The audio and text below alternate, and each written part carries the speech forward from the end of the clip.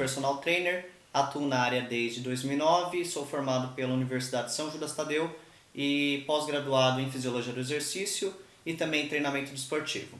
Eu estou fazendo esse vídeo para informar as pessoas um pouco mais a respeito das vantagens de você contratar um serviço de personal training.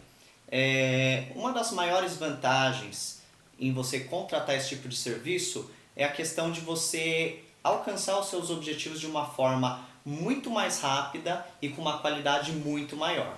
Quando você contrata um serviço de treinamento personalizado, você pode realizar o seu treinamento dentro de diversas modalidades, né? Dentre elas o treino cardiovascular, que seria o treinamento aeróbio, né? Um treinamento mais específico para corrida de rua, um treinamento funcional ou mesmo um treinamento de força, um treinamento de musculação, né? Que na verdade é um dos métodos que é popularmente assim, um dos mais conhecidos, né?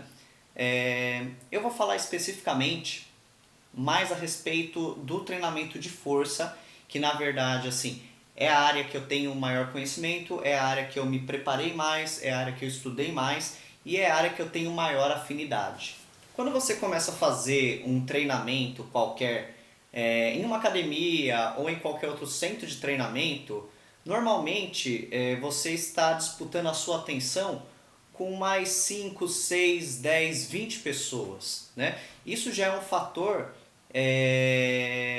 prejudicial para você alcançar os seus objetivos em um período curto, né? Uma outra coisa é que normalmente quando um professor ou um instrutor ele está dividindo a sua atenção com outros alunos, ele não vai conseguir fazer um treinamento tão personalizado.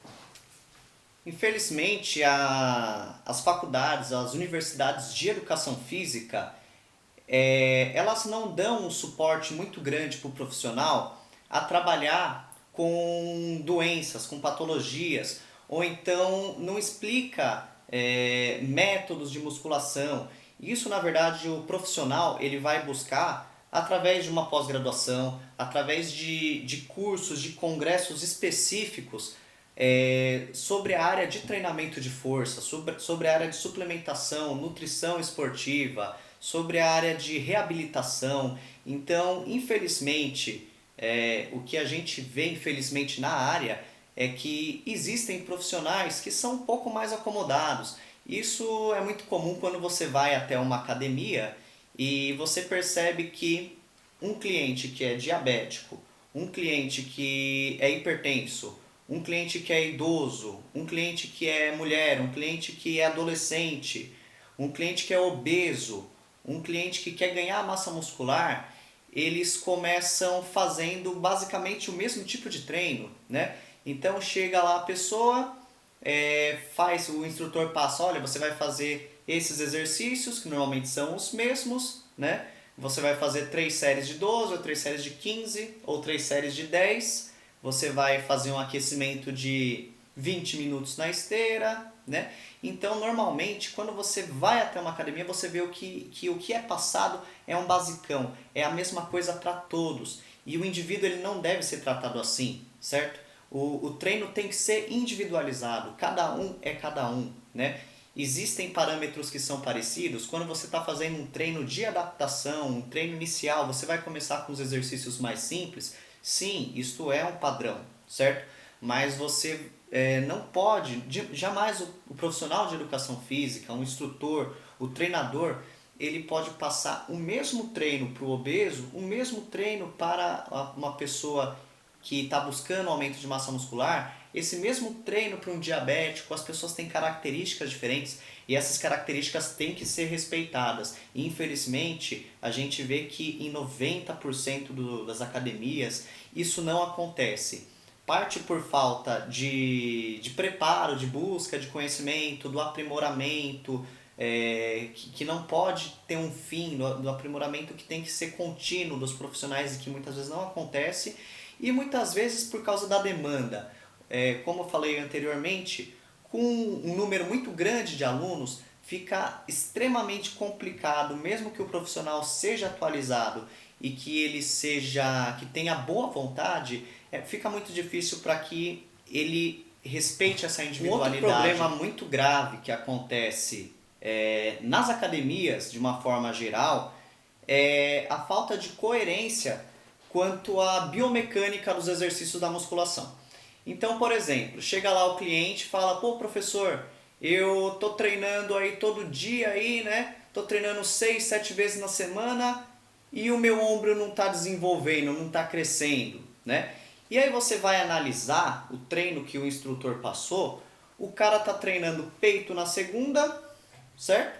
Quando ele faz o treino de peito, o músculo deltoide, ele acaba sendo um agonista, por exemplo, em exercícios como supino, né? Ou em exercícios como crucifixo, né? Nesses movimentos, o deltoide, ele não é simplesmente um músculo sinergista, ele não está auxiliando o peito, ele é agonista, ele está sendo responsável pela realização do movimento, ele está contraindo, certo? Então, assim, nessa situação, o indivíduo não pode falar: eu só estou treinando peito. Não, quando o cara treina peito, ele está treinando peito, ele está treinando deltoide e ele está treinando tríceps. Aí você vai ver, o cara está fazendo no próximo dia, na terça-feira, está treinando o ombro, né? Aonde fica o respeito pelo período de supercompensação, né? Que seria o momento de descanso. Se ele está treinando o deltoide na segunda junto com o peito, jamais ele poderia estar treinando o deltoide na terça-feira, né? E aí o que acontece? Na quarta-feira o cara vai treinar costas, né? E no treino de costas, normalmente o deltoide está novamente em atividade, né? Ah, tudo bem, no treino de costas realmente a região que é trabalhada no deltoide é uma região mais posterior, tá? Tudo bem. Mas existem exercícios que trabalham regiões que são as mesmas. Então, assim, você está treinando o ombro na segunda, na terça, na quarta, na quinta você repete o treino de peito, você está treinando o deltoide outra vez, na sexta você está treinando o deltoide outra vez com perna.